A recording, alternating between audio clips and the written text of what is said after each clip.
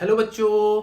तो आज हम लेके आए हैं कि रिएक्शन को बैलेंस कैसे करते हैं। ठीक है, आज हम एक आपको ऐसा मेथड बताएंगे ना कि पूरे ब्रह्मांड की कोई ऐसी रिएक्शन नहीं होगी जो उस मेथड से बैलेंस ना हो। ठीक है, आपने बहुत सारे मेथड्स पढ़े होंगे, जैसे कि अभी बोर्ड्स में आप देखते होंगे कि एनसीईआरटी में भी देखा होगा। कौन सा method? Hit and trial method. तो हिट एंड ट्रायल से पहले हम दिखाते हैं आपको बैलेंस करना रिएक्शन, और उसके बाद हम अपना मेथड दिखाते हैं। ठीक है, तो सबसे पहले हम देख लेते हैं क्या हिट एंड ट्रायल वाला मेथड। जैसे हमारा मान लो मेथेन है, उसका कंबशन कराते हैं तो क्या बनता है हमारा CO2 प्लस H2O। अब ऐसी रिएक्शन आपको मिल जाएंगे तो आप हिट एंड ट्रायल मेथड से कर लोगे। चलो हम इसको हिट एंड ट्रायल से पहले करके देखते हैं। यहाँ पे कार्बन कितने हैं? एक। यहाँ पे एक। हाइड्रोजन यहाँ पे कितने हैं? चार। यहाँ पे हाइड्रोजन कितने हैं? दो। तो यहाँ पे हम दो से मल्टीप्लाई करवा देंगे। ठीक है, उसके बाद यहाँ पे ऑक्सीजन कितने हैं? दो। यहाँ पे ऑक्सीजन कितने हैं? दो और दो चार। तो यहाँ के दो से मल्टीप्लाई करा देंगे। अब हमारे कार्बन एक है, यहाँ पे भी एक है, चार हाइड्रोजन, ऑक्सीजन चार, दो और दो चार। हिट एंड ट्रायल से बैलेंस कर दिया। चलिए एक और आपको एक दो रिएक्शन और बैलेंस करना हिट एंड ट्रायल से बताते हैं। ठीक है, क्या हो गया? Zn प्लस AgNO3 क्या बनाता है? ZnNO3 का होल ट्वाइस प्लस क्या बनाता है? Ag। ठीक है, इसको भी आपको बैलेंस करने के लिए दे दिया जाए तो आप सिंपली क्या करोगे? हिट एंड ट्रायल से बैलेंस कर लोगे। चलिए देखते हैं कैसे। क्या है? सबसे पहले मेटल को बैलेंस करते हो। आप मेटल को बैलेंस करते हो, उसके बाद क्या बैलेंस करते हो? नॉन मेटल को बैलेंस करते हो, उसके बाद ऑक्सीजन और हाइड्रोजन को बैलेंस करते हो। जो हमारा फंडा रहता है हिट एंड ट्रायल में, क्या करते हो? सबसे पहले मेटल्स को बैलेंस करते हो। यहाँ पे देख लेते हैं, आप पहले मेटल्स को बैलेंस करते हो, फिर उसके बाद नॉन मेटल्स को बैलेंस करते हो, फिर उसके बाद आप क्या करते हो? ऑक्सीजन और हाइड्रोजन को बैलेंस करते हो। ये तुम्हारा रूल चलता है हिट एंड ट्रायल मेथड को भी लगाने के लिए। आप इस रूल्स को फॉलो करते हो, पहले मेटल्स को बैलेंस करते हो, फिर नॉन मेटल्स को बैलेंस करते हो, फिर ऑक्सीजन को, फिर हाइड्रोजन को। ये भी तरीका सही है, गलत नहीं है। मैं ये नहीं कह रहा गलत है तरीका, लेकिन हम आपको बताते हैं आपको एक बहुत बेहतरीन मेथड जिसकी आप सहायता से आप कोई भी रिएक्शन बैलेंस कर सकते हो। आप हिट एंड ट्रायल मेथड से एक छोटी रिएक्शन होगी ना तो आप बैलेंस कर लोगे, लेकिन अगर कोई बड़ी रिएक्शन मिल गई ना तो हिट एंड ट्रायल वहां पे काम नहीं करेगा। ठीक है, चलिए इसको भी हम हिट एंड ट्रायल से देख लेते हैं। यहाँ पे Zn कितना है? एक। यहाँ पे Zn कितना है? एक। यहाँ पे Ag कितना है? एक। यहाँ पे कितना है? Ag एक। ये हो गया मेटल हमारा बैलेंस। अब यहाँ पे NO3 देख लो कितने हैं? NO3 हमारा एक है, यहाँ पे NO3 हमारे दो हैं। तो NO3 को हम बैलेंस करने के लिए हम यहाँ से क्या मल्टीप्लाई कर देते हैं? दो से। अब हमारे दो NO3 इधर भी हो गए, दो NO3 इधर भी हो गए। अब यहाँ पे मेटल Zn कितना था? एक। यहाँ पे भी Zn एक था, लेकिन यहाँ पे Ag कितने हो गए? दो से एक है, इधर दो है, इधर एक है, तो इधर दो से आप सिंपली क्या कर दोगे? मल्टीप्लाई। हमारी रिएक्शन बैलेंस हो गई। छोटी रिएक्शन को तो आप बैलेंस कर लोगे किस मेथड से? हिट एंड ट्रायल मेथड से। लेकिन अगर आपको हम कोई एक बड़ी रिएक्शन दे दें, चलो हम बड़ी रिएक्शन आपको कोई देते हैं। ठीक है,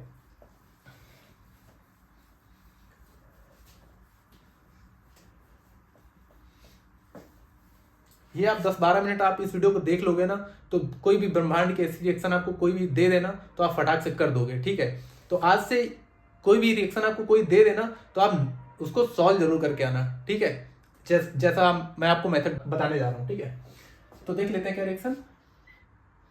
S8 प्लस HNO3 ये क्या बनाता है हमारा? H2SO4 plus NO2 plus water. अब दे दी गई ये रिएक्शन। अब आपको बैलेंस करने के लिए बोल दिया जाए कि इसको हिट एंड ट्रायल से बैलेंस कर दो। आप बैलेंस करके देख लेना, अगर हो जाए तो बताना हमसे। नहीं होगा आप वीडियो को पॉज कर दो और बैलेंस करके देख लो, अगर हो जाए तो बताना। होगा ही नहीं, बहुत मेहनत करना पड़ेगा उसके लिए, फिर आप हार मान जाओगे और गिव अप कर दोगे, बोलोगे यार नहीं होगा। तो हम आपको आप मेथड बताते हैं। चलिए, तो क्या करना है आपको? इसके कोफिशिएंट मान लेना है कुछ, A B C D, इसको मान लो E। इसको थोड़ा सा ऐसे सही से लिख लो ताकि पता चले। E। ठीक है, इसको या तो हम कोई अलग कलर से मान लेते हैं ताकि तुमको पता चले। ठीक है, A b c d e, ये हमने कोएफिशिएंट मान लिया। अब क्या करना है, सारे एलिमेंट्स को बराबर करने हैं दोनों तरफ, ठीक है, और हमको इक्वेशन बना लेनी है। यहाँ पे देखना है हमारा क्या, सल्फर हमारे कितने हैं 8, तो 8a से इधर क्या कर दो मल्टीप्लाई, मतलब हमारी इक्वेशन बनेगी 8a इज इक्वल टू, इधर सल्फर कितने हैं 1, बस 1 है, ठीक है, तो हमारी इक्वेशन क्या बन जाएगी 8 इज इक्वल टू सी। एक इक्वेशन हमारी बन गई ये। दूसरी इक्वेशन बनाते हैं हाइड्रोजन के लिए, सीरियल से बनाते चलते हैं, ठीक है। हाइड्रोजन यहाँ पे कितना है 1, दूसरी इक्वेशन हमारी क्या बन जाएगी बी, इधर हाइड्रोजन कितने हैं 2 हाइड्रोजन ये है, तो 2 इंटू सी प्लस, और हाइड्रोजन देखते जाओ, इधर हाइड्रोजन 2 और है, तो ये क्या बन जाएगी 2 इंटू ई। एक इक्वेशन हमारी ये बन गई।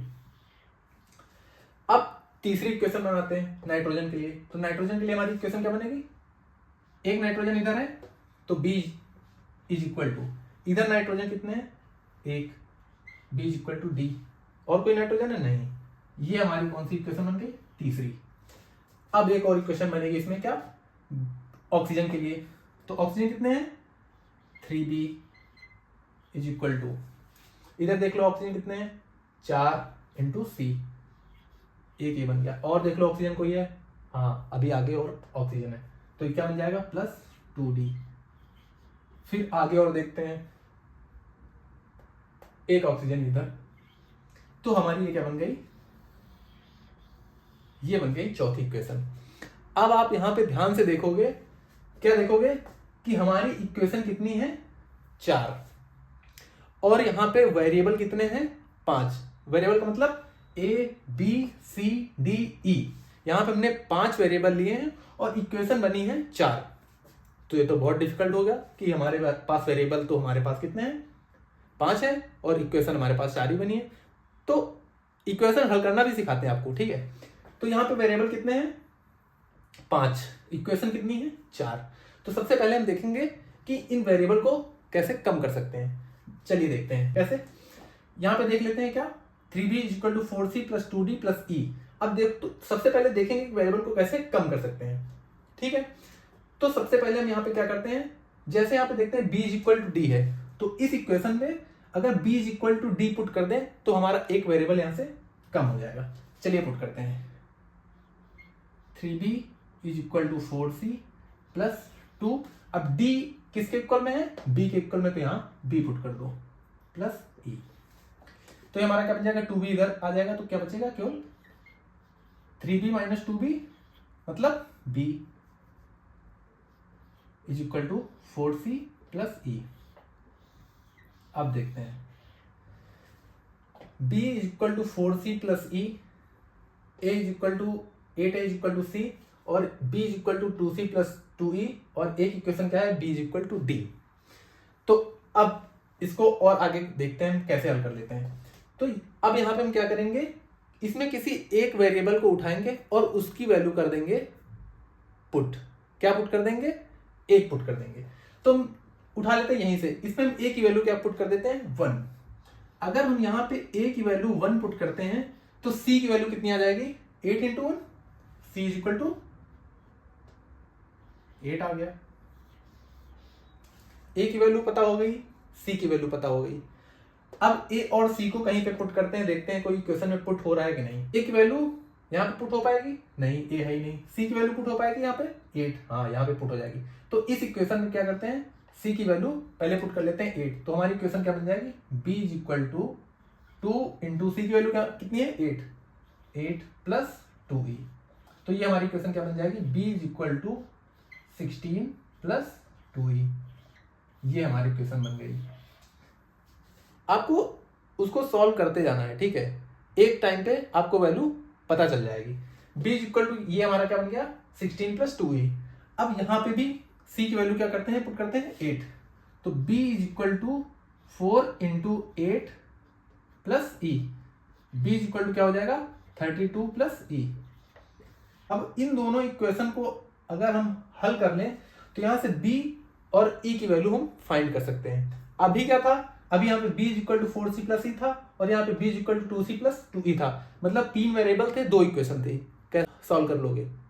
तो 3 वेरिएबल के लिए 3 इक्वेशन तो होनी चाहिए, या तो एक वेरिएबल को वहां से हटाने का ट्राई करो, ठीक है। तो b is equal to 32 plus e और b is equal to 16 plus 2e। इधर देखोगे b और b दोनों वैल्यू सेम है, तो इनको हम क्या लिख सकते हैं, ऐसे बराबर में करके लिख सकते हैं। तो क्या हो जाएगा 32 plus e is equal to 16 plus 2e। ये e है, कंफ्यूज मत होना। अब 2e में से एक e घटा देते हैं, 2e में से एक e उधर ले जाते हैं, तो एक घट जाएगा तो क्या बचेगा इधर e इज इक्वल टू 32 में 16 इधर आएगा तो घटेगा, क्या बच जाएगा 16। अब यहां से देखिए e की वैल्यू हमने क्या फाइंड कर ली 16, a की वैल्यू ये, c की वैल्यू 8। तो अब किसकी वैल्यू बची है हमारे पास, b की वैल्यू बची है और d की वैल्यू। तो b की वैल्यू फाइंड करने के लिए अगर c और e की वैल्यू हमें पता हो गई, इसमें रख दें तो क्या मिल जाएगा हमें b। तो यहां से b की वैल्यू देख लेते, क्या इसको सॉल्व कर लेते हैं। कहां पे सॉल्व कर लें, यहां पे सॉल्व कर लेते हैं। तो b की वैल्यू यहां पे निकालने के लिए b is equal to 2c, 2 into C की वैल्यू कितनी है 8, तो ये हो जाएगा 16 प्लस e की वैल्यू हमने फाइंड कर ली 16, तो 16 इंटू 2 32, ये कितना हो गया 3 और 1 4 6 से 48, ठीक है। तो हमें b की वैल्यू भी फाइंड कर ली, कितनी हो गई 48। यहाँ पे लिखते जाते हैं, b की वैल्यू कितनी फाइंड कर ली हमने 48, e की वैल्यू कितनी फाइंड कर ली 16। अब क्या बचा है d, b बराबर d, b is equal to d है, तो d की वैल्यू क्या हो जाएगी b के बराबर, तो d की वैल्यू हमारी क्या हो गई 48। अब इन जो जितनी भी वैल्यूज आपने निकाली है a b c d e की, इन वैल्यूज को यहाँ पे क्या कर दो, पुट कर दो। चलिए हम पुट करते हैं। a की वैल्यू कितनी निकाली 1, तो a की वैल्यू यहाँ पे पुट कर दो 1। b की वैल्यू कितनी निकाली 48, तो b की जगह पे यहाँ पे लिख दो 48। अब c की वैल्यू कितनी है 8, c को यहाँ पे पुट कर दो 8। d की वैल्यू कितनी है 48, यहाँ पे पुट कर दो 48। e की वैल्यू कितनी निकाली, e की वैल्यू निकाली 16, यहाँ पे पुट कर दो 16। अब क्या इस इक्वेशन को आप ध्यान से देखो और बताओ कि क्या इसको हिट एंड ट्रायल से बैलेंस कर सकते थे। बहुत मुश्किल होता बैलेंस करना, शायद आप कर ले जाते, लेकिन इतना टाइम लगता ना कि आप गिव अप कर देते, ठीक है। तो ये हमने जो मेथड बताया ना, ये ब्रह्मांड की कोई भी रिएक्शन ले आओ, दुनिया की कोई भी रिएक्शन ले आओ और इस मेथड से बैलेंस करके देख लेना, ना हो जाए तो बताना। अब इसको देख लेते हैं, वेरीफाई कर लेते हैं कि हो भी गई कि नहीं। सल्फर यहाँ पे कितने थे 8, यहाँ पे कितने हो गए 8 हो गए। हाइड्रोजन यहाँ पे कितने थे 48, यहाँ पे कितने हाइड्रोजन 8 इंटू 2 16, यहाँ पे 16 इंटू 2 32, 32 और 16 48 हो गए कि नहीं, हाइड्रोजन भी बैलेंस हो गया। अब उसके बाद नाइट्रोजन देखते हैं, यहाँ पे नाइट्रोजन कितने हैं 48, यहाँ पे नाइट्रोजन कितने हैं 48, ऑक्सीजन कितने हैं 48 इंटू 3, 48 इंटू 3 कितना हो गया 24 134, सही मल्टीप्लाई किया ना 38, ठीक है। अब यहाँ पे कर देते हैं क्या 24,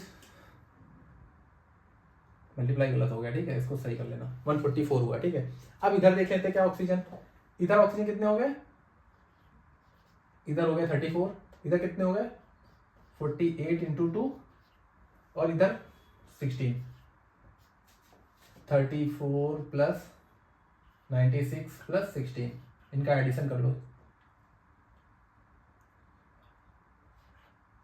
16, और ये कितना हो गया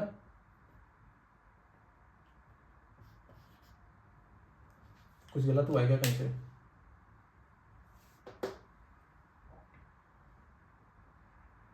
सिक्सटीन 96, यहाँ पे 32 होगा, ठीक है, यहाँ पे 32 होगा। अब देख लो यहाँ पे 144। अब देख लो यहाँ पे सल्फर हाइड्रोजन नाइट्रोजन ऑक्सीजन सारे हमारे क्या हो गए बैलेंस हो गए। तो इस मेथड से ना आप कोई भी रिएक्शन दुनिया के ले आओ, वो आप इस मेथड से बैलेंस कर लो। चलिए हम एक और आपको रिएक्शन देते हैं, ठीक है। ये देख लिया आपने रिएक्शन,